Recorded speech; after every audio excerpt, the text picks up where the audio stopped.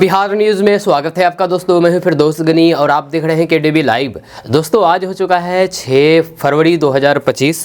तो आज की पूरे बिहार की टॉप न्यूज लेकर आए हैं आपके लिए। वीडियो शुरू करने से पहले आपसे एक रिक्वेस्ट है कि अगर आप पहली बार इस चैनल पर आए हैं तो चैनल को सब्सक्राइब करके बेल आइकन को प्रेस कर दीजिए और साथ ही वीडियो को लाइक कर दीजिए, अपने दोस्तों के साथ शेयर भी कीजिए। तो चलिए चलते हैं आज की खबरों की ओर। दोस्तों आज बिहार न्यूज की शुरुआत सबसे पहले करेंगे कि तेजस्वी यादव ने हार मान लिया है। नीतीश कुमार से तेजस्वी यादव ने हार मान लिया है, वो भी क्रेडिट लेने के मामले में। दरअसल बात यह है कि तेजस्वी यादव ने कहा कि अब उन्हें क्रेडिट लेने से मतलब नहीं है, अब नीतीश कुमार को नौकरी देने का क्रेडिट लेना है तो फिर वो ले, ये अच्छी बात है, अब हमें इससे कोई मतलब नहीं है। ऐसे में अब तेजस्वी यादव के इस बयान को चुनावी साल में बड़े ही गंभीर रूप से देखा जा सकता है। दरअसल तेजस्वी यादव से जब यह पूछा गया है कि बिहार में बीते कल नियुक्ति पत्र बांटा गया, तो इसके जवाब में तेजस्वी यादव ने कहा है कि 17 महीने रहे हैं तो फिर कुछ तो लाभ होगा ना। 3.5 लाख नौकरी हम लोग जो प्रक्रियाधीन करवा करके आए हैं, ये काम तो हमने ही करवाया है। जितने पद सृजन करना था हम लोगों के कैबिनेट में ही हुआ है। अब लेना भाई, सब क्रेडिट वही लोग ले लें, हमको क्रेडिट नहीं चाहिए। या अब इससे मतलब हमको थोड़ी ना है, हम तो चाहते हैं कि बिहार के लोगों को रोजगार मिले। दोस्तों कल बिहार के मुख्यमंत्री नीतीश कुमार की प्रगति यात्रा मुंगेर में थी, जहां पर वे 438 करोड़ रुपए की योजनाओं का उद्घाटन और शिलान्यास किया है। या इसके साथ ही वे लगभग 1000 करोड़ की लागत से क्रियान्वयन की जाने वाली योजना का शिलान्यास और घोषणा भी की है। आपको बता दूं कि बिहार के मुख्यमंत्री नीतीश कुमार के प्रोग्राम की शुरुआत तारापुर के रणगांव से हुई है। यहाँ सीएम नीतीश कुमार 100 करोड़ की लागत से बनने वाले रिंग रोड का शिलान्यास किया है। इसके अलावा यहाँ के विद्यालय, आंगनबाड़ी केंद्र आदि का भी निरीक्षण किया। इसके बाद वे ऋषिकुंड पहुंचे, जहाँ वे पर्यटन स्थल का अवलोकन किया और फिर इसके सुंदरीकरण से जुड़ी हुई 22 करोड़ की योजनाओं का शिलान्यास किया। दोस्तों कांग्रेस नेता राहुल गांधी 5 फरवरी को बिहार दौरे पर पटना में आए। इसी क्रम में बिहार कांग्रेस के प्रभारी शाहनवाज आलम ने एक बड़ा बयान दिया है। उन्होंने एक न्यूज चैनल से बातचीत करते हुए कहा है कि कांग्रेस को तेजस्वी का नेतृत्व स्वीकार है। तेजस्वी यादव महागठबंधन के चेहरा है, उन्हीं के नेतृत्व में महागठबंधन बिहार विधानसभा चुनाव लड़ेगा। महागठबंधन बिहार में एकजुट है, मजबूती से चुनाव लड़कर मिल करके बिहार में लड़ेंगे। कांग्रेस नेता ने कहा है कि पिछले बार 2020 के बिहार विधानसभा चुनाव में हम लोग 70 सीटों पर लड़े थे, इस बार उससे ज्यादा सीटों पर लड़ सकते हैं। हर पार्टी से ज्यादा सीटों पर चुनाव लड़ना चाहती है। सीटों पर सहयोगी दलों से बातचीत होगी। महागठबंधन की सरकार बनने पर कांग्रेस 2 डिप्टी सीएम बनाएगी। हर समाज को प्रतिनिधित्व मिलना चाहिए। आपको बता दो कि राहुल गांधी 18 दिनों के अंदर कल दूसरी बार वह बिहार आए। चुनावी साल है, कार्यकर्ता उत्साहित होते हैं। कल स्वतंत्रता सेनानी और फिर दलित आयुक्त जगलाल चौधरी के जयंती समारोह में राहुल गांधी शामिल हुए। पहली बार ऐसा रहा जब कांग्रेस खुल करके तेजस्वी के नेतृत्व को स्वीकार किया है। दोस्तों बिहार के नवादा जिला से एक वीडियो सोशल मीडिया पर बीते दिनों वायरल हुआ था, जिसमें एक व्यक्ति नशे में धुत अश्लील गाने पर जम करके ठुमके लगा रहा था। दावा किया गया कि नशे की हालात में डांस करता व्यक्ति नवादा जिले के एक सरकारी स्कूल के प्रभारी प्रधानाध्यापक है। वायरल वीडियो उसी स्कूल कैंपस में हो रहे सरस्वती पूजा के दौरान का है। अब इस मामले में शिक्षा विभाग ने कड़ी कार्रवाई की है। विभाग ने वीडियो में दिख रहे हेडमास्टर को तत्काल प्रभाव से सस्पेंड कर दिया है। जब मीडिया रिपोर्ट्स के अनुसार वायरल वीडियो नवादा जिला के सेवा पंचायत अंतर्गत कैत्रू नवादा गांव के राजकीय उत्क्रमित मध्य विद्यालय कैंपस का बताया जा रहा है, जहां पर सरस्वती पूजा का आयोजन किया गया था। इस स्कूल के प्रभारी प्रधानाध्यापक गजाधर रजक स्कूल परिसर में स्थापित प्रतिमा के सामने नशे की हालात में अश्लील गाने पर जम करके डांस कर रहा था। इसके बाद अब शिक्षा विभाग ने इनके खिलाफ कार्रवाई करते हुए निलंबित कर दिया है।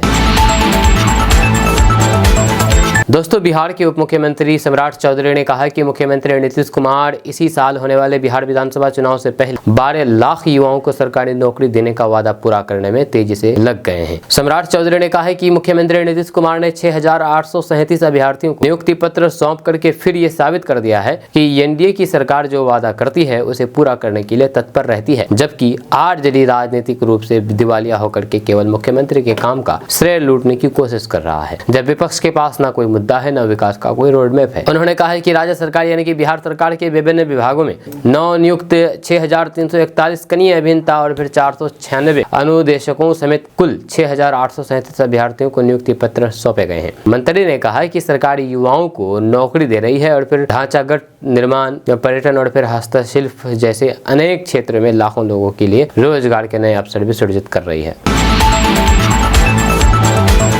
दोस्तों बिहार में पर्यटन के क्षेत्र में असीम संभावना है, ये बात किसी से छुपी हुई नहीं है। तभी तो बिहार में बीते कुछ सालों में देश विदेश से पर्यटकों की संख्या में काफी इजाफा हुआ। वहीं पर इसी बीच नीतीश सरकार पर्यटन के क्षेत्र में और लंबी छलांग लगाने की तैयारी में जुट गई और इसमें नीतीश सरकार की प्रगति यात्रा की अहम भूमिका है। दरअसल मुख्यमंत्री नीतीश कुमार इन दिनों बिहार की अलग अलग जिलों में प्रगति यात्रा कर रहे हैं। फिलहाल नीतीश कुमार की यात्रा का चौथा चरण चल रहा है। नीतीश कुमार अपनी प्रगति यात्रा के दौरान जहां भी जा रहे हैं वहां के पर्यटन से जुड़े हुए इलाकों को लेकर के बड़ी घोषणा कर रहे हैं। दरअसल नीतीश कुमार प्रगति यात्रा के दौरान उस इलाकों की समीक्षा बैठक करके लोगों की मांग को देखते हुए कई महत्वपूर्ण फैसले ले रहे हैं। इसी कड़ी में नीतीश कुमार उस जिला के महत्वपूर्ण पर्यटन स्थल और फिर धार्मिक स्थलों को भी विकसित करने के लिए सरकारी मदद की घोषणा करके कैबिनेट से मंजूरी भी दिला रहे हैं ताकि बिहार में पर्यटन के विकास को नई रफ्तार मिल सके। आपको बता दूं कि बीते 4 जनवरी को मुख्यमंत्री नीतीश कुमार की अध्यक्षता में हुई बिहार कैबिनेट की बैठक में बिहार के विभिन्न धार्मिक और फिर ऐतिहासिक स्थलों के विकास के लिए कई महत्वपूर्ण परियोजनाएं स्वीकृत हुई है। इन योजनाओं की स्वीकृति से बिहार के पर्यटन को बढ़ावा मिले, निवेश में वृद्धि होगी और फिर स्थानीय अर्थव्यवस्था को मजबूती मिलेगी। साथ ही साथ पर्यटकों के लिए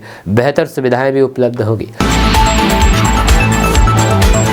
दोस्तों, कांग्रेस विधायक दल की नेता शकील अहमद खान के आवास पर कांग्रेस के वरिष्ठ नेता राहुल गांधी ने दिल छू लेने वाली मुलाकात की है। राहुल गांधी लगभग 1.5 घंटे तक शकील अहमद खान और फिर उनके परिवार के साथ रहे। इस दौरान उन्होंने शकील अहमद खान को सांत्वना दी और फिर परिवार के अन्य सदस्य भी मिले। राहुल गांधी के इस स्नेहपूर्ण कदम को कांग्रेस की राज्यसभा सांसद रंजीता रंजन ने सराहा है। उन्होंने कहा कि राहुल गांधी जी परिवार के साथ 1 घंटे तक बैठे रहे और उन्हें पूरी तरीके से समझाया और फिर सांत्वना दी है। ये समय उनके लिए बेहद महत्वपूर्ण था क्योंकि राहुल गांधी जी ने शकील अहमद खान से कहा कि हम सब एक परिवार के सदस्य हैं। उन्होंने आगे कहा कि ये पिता के लिए बहुत सदमा की बात है, वहीं पर ये न्यू जनरेशन के लिए बहुत बड़ी आघात है। इस वजह से ये बच्चा ये कर दिया है, ये बहुत दुखद घड़ी है। जब बिहार में राहुल गांधी के दूसरे दौरे को लेकर के रंजीता रंजन ने कहा कि राहुल गांधी शकील अहमद खान से इस दुख की घड़ी में मुलाकात करने की है। उन्होंने आगे कहा कि सिर्फ कांग्रेस को ही नहीं बल्कि बिहार को मजबूती देने यहाँ पर आए हुए हैं। उन्होंने कहा कि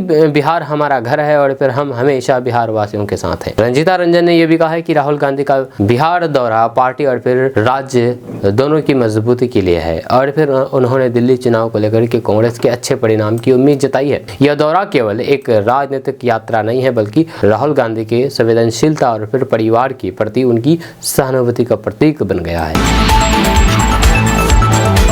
दोस्तों, कांग्रेस नेता राहुल गांधी ने बुधवार को एक बार फिर से बिहार में हुई जातिगत जनगणना रिपोर्ट पर सवाल खड़ा कर दिया है। उन्होंने पटना में आयोजित जगलाल चौधरी की 130वीं जयंती को संबोधित करते हुए देश स्तर पर जाति जनगणना कराने की जरूरत पर बात की है, बल दिया है। वहीं पर बिहार में हुई जातिगत जनगणना पर सवाल उठाते हुए कहा कि बिहार की जातिगत जनगणना नहीं देखिए बल्कि जातीय भागीदारी का सच अगर जानना है तो फिर तेलंगाना में हुई जातिगत जनगणना को देखें। राहुल गांधी का ये बयान बिहार में कांग्रेस की साझेदारी राजद के लिए टेंशन बनाने वाली है। यह लालू प्रसाद और यादव और फिर तेजस्वी यादव अक्सर ही बिहार में हुई जातिगत जनगणना को अपनी बड़ी उपलब्धि बताते हैं, लेकिन अब राहुल गांधी ने इस पर उंगली उठा करके राजद के दावे को ही कटघरे में खड़ा कर दिया है। जगलाल चौधरी की 130वीं जयंती पर राहुल गांधी ने केंद्र सरकार पर बड़ा हमला बोला है। साथ ही साथ देश में दलितों, आदिवासियों और फिर पिछड़ों की सभी संस्थानों में आबादी के अनुपात में कम भागीदारी होने का दावा किया है। उन्होंने कहा है कि हम अम्बेडकर जी और फिर जगलाल चौधरी जी के विचार और फिर उसूलों की बात करते हैं, लेकिन सवाल है कि अम्बेडकर और फिर जगलाल चौधरी के जो विचार थे वे कहां से आते थे। सच्चाई ये है कि दलितों के दिल में जो दुख और फिर दर्द था, अम्बेडकर और जगलाल चौधरी ने उस आवाज को उठाया था। उन्होंने कहा कि सवाल है कि आज भारत के पावर स्ट्रक्चर, शिक्षा, स्वास्थ्य, कॉर्पोरेट या फिर जुडिशियरी में दलित वर्ग की कितनी भागीदारी है। बीजेपी रिप्रेजेंटेशन की बात करती है लेकिन भागीदारी की बिना रिप्रेजेंटेशन का कोई भी मतलब नहीं है। ये बिल्कुल भी ऐसा है जैसे मैंने आपके 20 से 5 लोगों को स्टेज पर बैठा दिया लेकिन उनके फैसले कहीं और से लिए जा रहे हैं। ऐसे में उन्हें स्टेज पर बैठाने का कोई मतलब नहीं है। जब मोदी सरकार में भी यही हो रहा है, आप लोगों को मंत्री बना देते हैं लेकिन ये OSD तो RSS का होता है। उन्होंने कहा कि 200 बड़ी कंपनियों में एक भी दलित, OBC, आदिवासी नहीं है। 90 लोग हिंदुस्तान का बजट निर्धारित करते हैं। इन लोगों में सिर्फ 3 दलित है। जो 3 अफसर हैं उनको उनके छोटे छोटे विभाग दे रखे हैं। अगर सरकार 100 रुपए खर्च करती है तो उसमें 1 रुपए का निर्माण ही दलित अफसर ही ले लेते हैं। दोस्तों,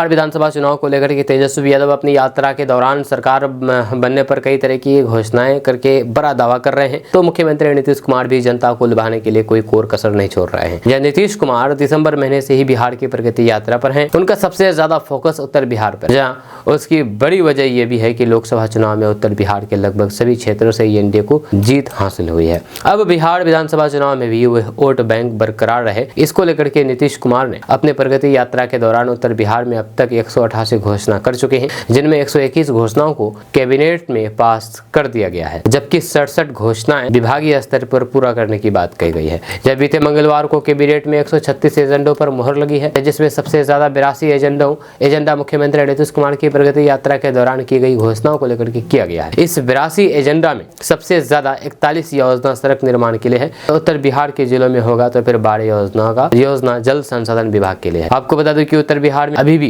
कई जिलों के गांव को जोड़ने के लिए सड़कों का निर्माण पूरी तरीके से नहीं हो पाया है। बाढ़ की समस्या से उत्तर बिहार हमेशा से प्रभावित रहता है। अब नीतीश सरकार ने 2025 के बिहार विधानसभा चुनाव की नैया पार करने के लिए उत्तर बिहार की जनता को बाढ़ और फिर सड़क से निजात दिलाने की बड़ी पहल कर दी है। कैबिनेट में 82 एजेंडा सिर्फ प्रगति यात्रा के लिए पास हुए हैं। उसमें सबसे अधिक 41 एजेंडा सड़क निर्माण के लिए है, जो कि करीब 6300 करोड़ रुपए खर्च होंगे। इनमें सबसे अधिक मुजफ्फरपुर में 5 योजना है, जबकि गोपालगंज में 4 योजना, किशनगंज में भी 3 योजनाओं का कैबिनेट में भी पास किया गया है। इसके अलावा सीवान में 3, छपरा में 2, दरभंगा, मधुबनी, रोसड़ा, सुपौल, कटिहार, अररिया, समस्तीपुर, पश्चिमी चंपारण में भी सड़क निर्माण पर कई योजनाओं की स्वीकृति कैबिनेट में मिली है। सिर्फ सड़क नहीं, बाढ़ से निजात दिलाने के लिए भी इस बार नीतीश सरकार ने पूरा मन बना लिया है। दोस्तों, एनडीए दल के नेता 2025 में होने वाले बिहार विधानसभा चुनाव को लेकर के कमर कस लिया है और फिर समय समय पर अपने एकता का परिचय देते रहते हैं। इसी क्रम में बुधवार को जदयू कार्यालय में एनडीए दल के प्रदेश अध्यक्षों ने एक संयुक्त प्रेस वार्ता की, जिसमें सभी ने चट्टानी एकता के साथ लक्ष्य की ओर निरंतर आगे बढ़ने का दावा करते हुए विपक्ष इस चुनाव में बड़ी परखनी देने की बात कही है। जदयू के प्रदेश अध्यक्ष उमेश सिंह कुशवाहा ने कहा कि अब तक 2 चरणों में हुए एनडीए सम्मेलन के दौरान तमाम एनडीए कार्यकर्ताओं का आत्मविश्वास, उल्लास और फिर शानदार उपस्थिति देख करके हमें पूर्ण विश्वास है कि 2025 विपक्षी गठबंधन एक सीट के लिए तरस जाएगा। मोदी नीतीश की बेजोर और फिर बेमिसाल जोड़ी के प्रति आम जनता में जबरदस्त उत्साह है। उन्होंने कहा कि राष्ट्रपिता महात्मा गांधी भी सत्य के उपासक थे और उनकी कर्मभूमि से एनडीए कार्यकर्ता सम्मेलन का आगाज इसी संकल्प के साथ हुआ है कि झूठ फैलाने वाली ताकतों का मंसूबा ध्वस्त करना है। प्रदेश अध्यक्ष ने कहा कि 2025 में 2225 और फिर से नीतीश के मिशन को आम जनता का भरपूर समर्थन प्राप्त हो रहा है।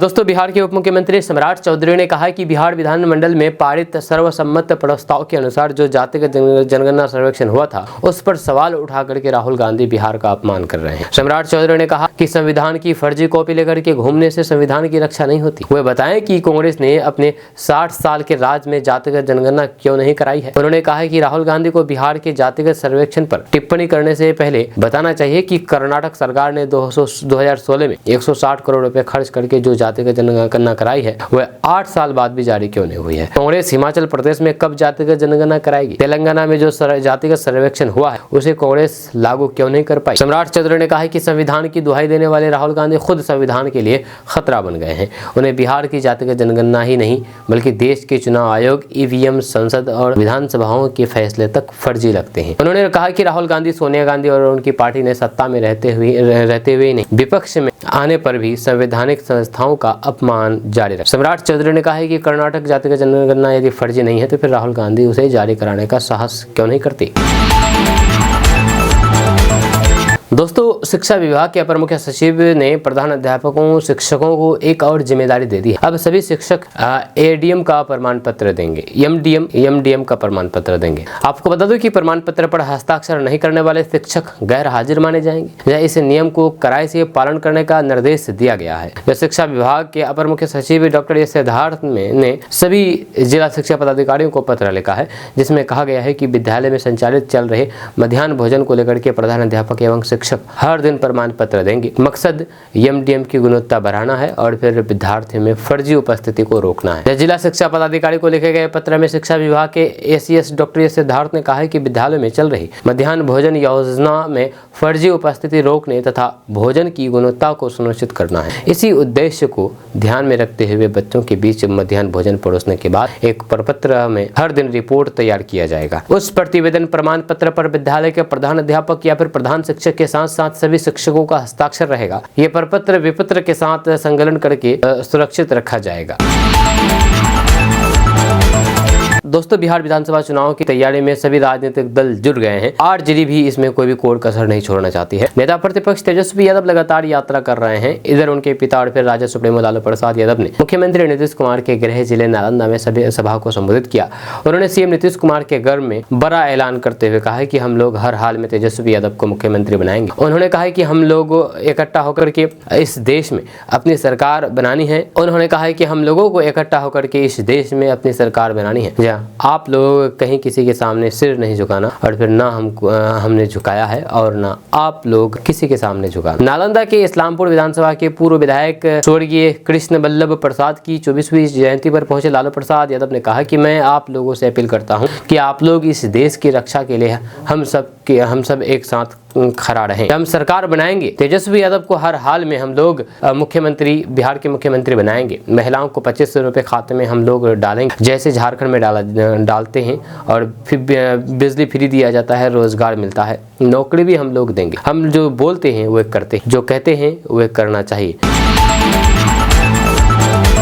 दोस्तों, बिहार के औरंगाबाद से एक सनसनीखेज मामला सामने आया है, जहां पर ग्रामीणों ने एक प्रिंसिपल की जमकर के पिटाई कर दी और उसे कमरे में बंद कर दिया। प्रिंसिपल पर स्कूल की एक छात्रा से छेड़छाड़ का आरोप है। अब इस मामले में पुलिस जांच कर रही है। दरअसल औरंगाबाद शहर से सटे देव प्रखंड के मुफस्सिल थाना क्षेत्र में उत्क्रमित मध्य विद्यालय बिजोली से शर्मनाक घटना सामने आई है, जहाँ पर स्कूल के प्रिंसिपल ने 5वीं क्लास के छात्र के साथ छेड़खानी करने का प्रयास किया है। इस घटना से गुस्साए ग्रामीणों ने सुबह प्रिंसिपल को स्कूल गेट पर पकड़ लिया और फिर उससे पूछताछ की। इसके बाद गुस्साए ग्रामीणों ने प्रिंसिपल की बुरी तरीके से पिटाई कर दी और उसे एक कमरे में बंद कर दिया। बताया जाता है कि पास के गांव की एक छात्रा स्कूल में पढ़ने जाती थी, जहां पर प्रिंसिपल छात्रों को अकेले में बुला करके उसके साथ छेड़छाड़ करता था। ग्रामीणों के मुताबिक प्रिंसिपल करीब एक सप्ताह से छात्र के साथ ऐसा कर रहा था। इसके बाद प्रिंसिपल की गलत हरकतों से तंग आकर के छात्रों ने घर जाकर के अपने परिजनों से उसकी शिकायत की। छात्रा के पिता पहले ही इस दुनिया से चले गए हैं। वहीं पर ग्रामीणों ने बताया है कि प्रिंसिपल ने छात्रों के निजी अंगों को छूना शुरू किया और उसे गलत नियत से देखते हुए उसके साथ छेड़छाड़ करने की कोशिश की। इसके बाद किसी तरह छात्रा वहां से भागी और घर जाकर के परिजनों को घटना के बारे में बताया।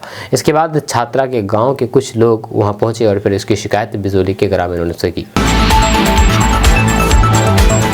दोस्तों, बिहार में फरवरी महीने की शुरुआत में ठंड से लोगों को राहत मिलने लगी है, लेकिन अनुमान है कि अगले 4 दिनों के दौरान बिहार में फिर से न्यूनतम तापमान में बढ़ोतरी हो सकती है। ये हम नहीं, खुद IMD यानी कि मौसम विभाग का लेटेस्ट अपडेट है, बताया जा रहा है। मौसम विभाग के अनुसार 96 घंटे बाद बिहार में कई जगहों पर तापमान में गिरावट दर्ज की जा सकती है। IMD पटना के लेटेस्ट अपडेट्स के अनुसार कुछ जिलों में सुबह के वक्त कोहरा नजर आने की संभावना है। ज्यादातर जिलों में सुबह 10 बजे के बाद धूप खिल जाएगी। विभाग ने बताया है कि एक पश्चिमी विक्षोभ 8 जनवरी को सक्रिय होगा। जब पश्चिमी विक्षोभ के असर से मौसम फिर से करवट ले सकता है। मौसम विभाग के अनुसार फिलहाल बिहार में बारिश की संभावना नहीं है। कुछ जिलों में हल्की पछुआ हवा चलने का भी अनुमान है।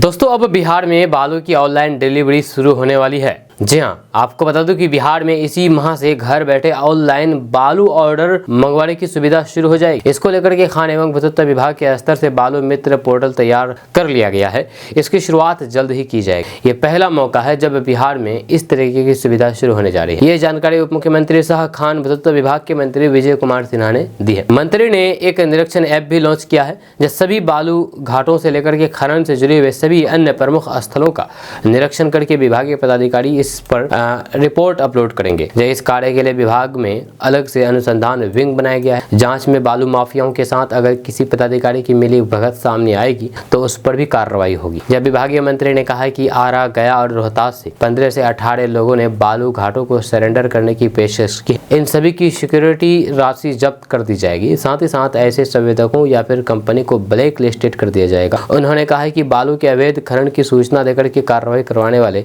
21 योद्धाओं को इस बार पुरस्कृत किया जा रहा है। अब तक उनकी पहचान गुप्त रखते हुए 40 से अधिक ऐसे खनन योद्धाओं को सम्मानित किया जा चुका है।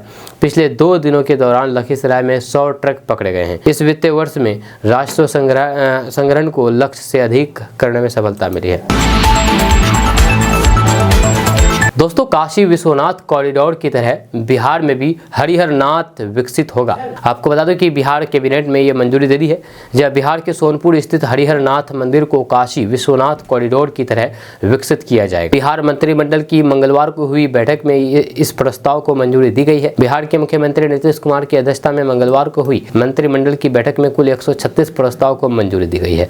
जब बैठक के बाद इसकी जानकारी देते हुए मंत्रिमंडल विभाग के अपर मुख्य सचिव एस सिद्धार्थ पत्रकारों को बताया है कि बैठक में कुल 136 प्रस्तावों को मंजूरी दी गई है। उन्होंने बताया है कि मुख्यमंत्री नीतीश कुमार ने उत्तर बिहार के जिलों में प्रगति यात्रा के क्रम में 20,000 करोड़ रुपए की कुल 188 योजनाओं की घोषणा की थी, जिनमें मंत्रिमंडल से कुल 121 तथा विभाग के स्तर पर 67 योजनाएं स्वीकृति की गई है। मंत्रिमंडल से पूर्व में प्रगति यात्रा से संबंधित 39 प्रस्ताव पर मुहर लगी थी। इस बैठक में कुल 82 योजनाओं को स्वीकृति दी गई है। इस प्रकार प्रगति यात्रा में हुई घोषणाओं में से कुल 121 को स्वीकृति दी गई है। उन्होंने बताया है कि बैठक में नगर विकास एवं आवास विभाग की कुल 495 करोड़ की 5, ग्रामीण कार्य विभाग के 64 करोड़ रुपए की 2, पर्यटन विभाग के तहत 344 करोड़ की 7, ऊर्जा विभाग की 4, जल संसाधन विभाग की कुल 3645 करोड़ रुपए की 12, स्वास्थ्य विभाग की 862 करोड़ रुपए की स्वीकृति दी गई है।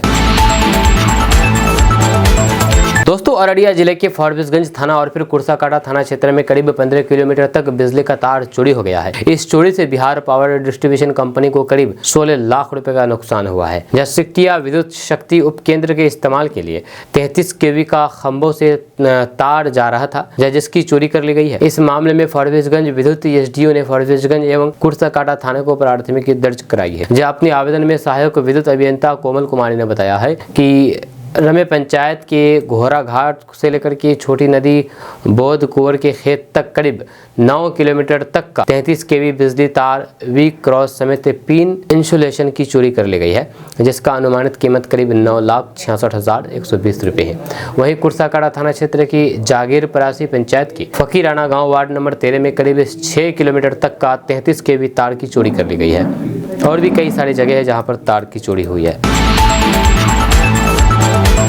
दोस्तों, बिहार में शिक्षा व्यवस्था को सुधारने के लिए शिक्षा विभाग के अपर मुख्य सचिव डॉक्टर एस सिद्धार्थ कितनी भी कोशिश कर लें, लेकिन शिक्षा विभाग की गलतियां खत्म होने का नाम ही नहीं ले रही है। ई शिक्षा कोष जिसे विभाग ने सहूलियत के तौर पर बनाया था, अब वही सिर दर्द बन गया है। ई शिक्षा कोष में होने वाली गड़बड़ियों से शिक्षा विभाग और फिर खुद एसीएस सिद्धार्थ भी हैरान है। इस बार इस शिक्षा कोष पर बिहार के 2,500 बच्चों के एक ही माता पिता बना दिया गया। ई शिक्षा कोष पोर्टल पर दर्ज आंकड़ों में भारी गड़बड़ी सामने आने से शिक्षा विभाग के अधिकारी हैरान और परेशान है। विभाग ने 5,26,000 छात्रों की जन्मतिथि को उनकी कक्षा के अनुरूप गलत पाया है, जबकि 4.5 लाख छात्रों के बैंक खाते ऐसे हैं जो एक से अधिक छात्रों के नाम के साथ जुड़े हुए हैं। इसके अलावा 2500 छात्रों के माता पिता के नाम भी एक ही दर्ज किए गए हैं, जिससे डेटा की सटीकता पर सवाल उठने लगे हैं। वहीं पर शिक्षा विभाग के मुख्यालय से सभी जिलों अधिकारियों को सख्त निर्देश जारी किया गया है कि वे 3 दिनों के भीतर इन गलतियों को सुधारें। अधिकारियों का मानना है कि यह लापरवाही निचले स्तर पर शिक्षकों और फिर स्टाफ की ओर से की हुई है, जिसके कारण समय समय पर नई समस्याएं सामने आती रहती है। विभाग का कहना है कि ये स्थिति सरकारी योजनाओं के लाभार्थियों के लिए गंभीर परेशानी पैदा कर सकती है। दोस्तों, राज्यपाल से मुलाकात करने के बाद तेजस्वी यादव ने बड़ा बयान दिया है। उन्होंने सीएम नीतीश कुमार पर जम करके बरती। उन्होंने कहा कि पुलिस प्रशासन को जनता की सुरक्षा में जुटना चाहिए, लेकिन मौजूदा स्थिति में वे रक्षक नहीं बल्कि भक्षक बन गए हैं। उन्होंने कहा कि बिहार में कानून व्यवस्था पूरी तरीके से शर्मड़ा गई है। मधुबनी में एक विशेष समुदाय को निशाना बना करके पुलिस द्वारा की गई मारपीट की घटना का जिक्र करते हुए उन्होंने सवाल उठाया है कि अब तक डीएसपी पर कोई भी कार्रवाई क्यों नहीं हुई है। मधुबनी में राजकुमार झा सहित 2 लोगों की हत्या के मामले में भी पुलिस ने कोई ठोस कदम नहीं उठाया है। प्रशासन का रवैया लगातार पक्षपातपूर्ण और फिर खतरनाक बना हुआ है, लेकिन अब तक कोई भी कार्रवाई नहीं हुई है। उन्होंने कहा है कि राज्यपाल का ध्यान इस गंभीर स्थिति की ओर आकर्षित किया। तेजस्वी यादव ने कहा है कि बिहार में कानून व्यवस्था पूरी तरीके से ध्वस्त हो चुकी है। मुख्यमंत्री निष्क्रिय अवस्था में है और फिर बिहार असुरक्षित हाथों में चला गया है। उन्होंने मुख्यमंत्री नीतीश कुमार पर तंज कसते हुए कहा कि आज बिहार में नीतीश कुमार नहीं बल्कि डीके मुख्यमंत्री है। वहीं पर तेजस्वी यादव ने प्रशासनिक भ्रष्टाचार पर बड़ा सवाल उठाते हुए कहा कि भारतीय जनता पार्टी से जुड़े हुए अधिकारियों को खुली छूट दे दी गई है। प्रशासन पर भाजपा का सीधा नियंत्रण है और अधिकारियों की ट्रांसफर पोस्टिंग मनमाने तरीके से की जा रही है। उन्होंने ये भी कहा है कि जो भाजपा से जदयू में आए हैं उन्हें कार्यवाहक राष्ट्रीय अध्यक्ष बना दिया गया है। जब बिहार में दी जा रहे नियुक्ति पत्र पर तेजस्वी यादव ने बड़ा बयान देते हुए कहा कि नीतीश कुमार इसका श्रेय ले रहे हैं, लेकिन वे नौकरियां उनकी सरकार में ही स्वीकृत की गई। उन्होंने कहा कि उन्हें श्रेय की कोई भी परवाह नहीं है, लेकिन युवाओं को रोजगार मिलना चाहिए। दोस्तों, बिहार सरकार से करीब 7,000 लोगों को नियुक्ति पत्र मिला है। आपको बता दूं कि बिहार के उप मुख्यमंत्री सम्राट चौधरी ने कहा है कि इनमें ज्यादातर पदों के लिए बिहार तकनीकी सेवा आयोग ने 2019 में ही विज्ञापन जारी किया था, लेकिन कई उम्मीदवारों ने जिनमें पहले से ही अनुबंधन के आधार पर सेवाएं दे रहे हैं लोग और गैर सरकारी संस्थानों से डिप्लोमा प्राप्त लोग शामिल हैं। पटना उच्च न्यायालय और फिर सर्वोच्च न्यायालय में भी भर्ती प्रक्रिया को चुनौती दी है। मंत्री ने कहा है कि नोडल विभाग के रूप में हमने खाली पड़े सरकारी पदों को भरने के लिए मुख्यमंत्री के संकल्प के रास्ते में आने वाली बाधाओं की समीक्षा की है। सीएम नीतीश कुमार की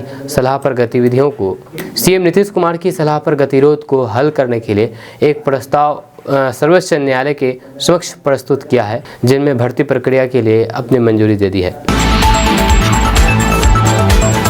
दोस्तों, केंद्रीय मंत्री और बेगूसराय सांसद गिरिराज सिंह ने बजट के संबंध में कहा है कि प्रधानमंत्री नरेंद्र मोदी की दूरदर्शी नेतृत्व और फिर वित्त मंत्री निर्मला सीतारमण की प्रभावी आर्थिक नीतियों ने भारत को एक ऐतिहासिक बजट प्रदान किया है। गिरिराज सिंह ने कहा है कि बिहार में राष्ट्रीय खाद्य प्रौद्योगिकी संस्थान की स्थापना की जाएगी, किसानों के लिए मखाना बोर्ड का गठन होगा और पटना IIT के बुनियादी ढांचे को सुदृढ़ किया जाएगा। केंद्रीय मंत्री गिरिराज सिंह ने कहा है कि पटना एयरपोर्ट का विस्तार और मिथिलांचल के विकास को प्राथमिकता दी जाएगी।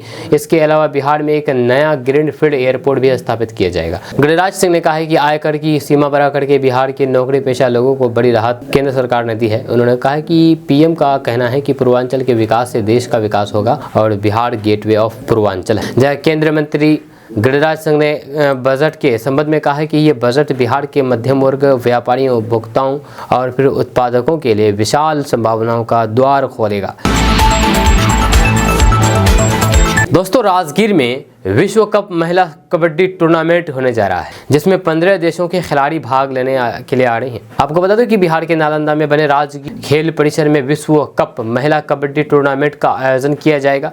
इसको लेकर के भारतीय कबड्डी प्रेमियों में खुशी की लहर है। जब विश्व कप टूर्नामेंट का आयोजन 7 मार्च से शुरू होगा, जो 12 मार्च तक चलेगा। इसमें 15 देशों की टीमें भी भाग लेंगी। इस ऐतिहासिक महिला विश्व कप को लेकर के तैयारियां जोर शोर से चल रही है, ताकि खिलाड़ियों के साथ साथ दर्शकों को भी बेहतर सुविधा मिल सके। आयोजन को सफल बनाने के लिए बिहार सरकार और फिर कबड्डी संगठन मिलकर के काम कर रहे हैं। आपको बता दें कि राजगीर खेल परिसर में खिलाड़ियों के लिए विशेष सुरक्षा व्यवस्था की तैयारी चल रही है, जहां उनके ठहरने से लेकर के खाने पीने तक की आवश्यक व्यवस्थाएं की जा रही है। इस महिला कबड्डी विश्व कप में Bharat, Pakistan, Poland, Romania, Kenya, Uganda, Argentina, Iran, Chinese Taipei, Nepal, Japan, Korea, Thailand, Indonesia और बांग्लादेश की टीमें शामिल होगी। हालांकि इस टूर्नामेंट में पाकिस्तान की टीम में शामिल होने पर अभी सस्पेंस बना हुआ है। अगर पाकिस्तान की टीम टूर्नामेंट में शामिल होती है तो फिर एक बार फिर से रोमांचक मुकाबला देखने को मिलेगा। राजगीर खेल परिसर में इंडोर और फिर आउटडोर खेल के लिए सारी सुविधाएं उपलब्ध है।